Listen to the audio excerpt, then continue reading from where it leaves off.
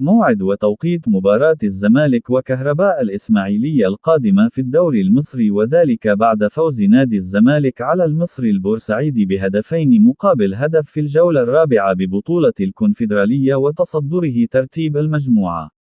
وسيلتقي نادي الزمالك مع كهرباء الإسماعيلية في منافسات الجولة ال17 من الدوري المصري يوم الأربعاء المقبل 4 فبراير في 8 مساء بتوقيت القاهرة، 9 بتوقيت السعودية، وقطر 10 بتوقيت الإمارات، على استاد هيئة قناة السويس. وستذاع المباراة عبر قناة أون تايم سبورت.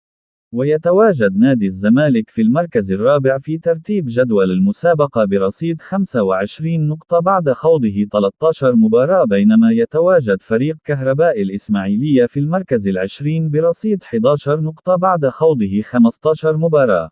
وسيواجه نادي الزمالك بعد مباراة الكهرباء القادمة فريق زيسكو الزامبي في منافسات الجولة الخامسة لدور المجموعات بالكونفدرالية يوم الأحد 8 فبراير في زامبيا. وحقق فريق كهرباء الإسماعيلية الفوز على حرس الحدود بهدفين مقابل هدف في الجولة ال15، ولم يلعب مباريات في الجولة ال16 قبل مواجهة نادي الزمالك القادمة.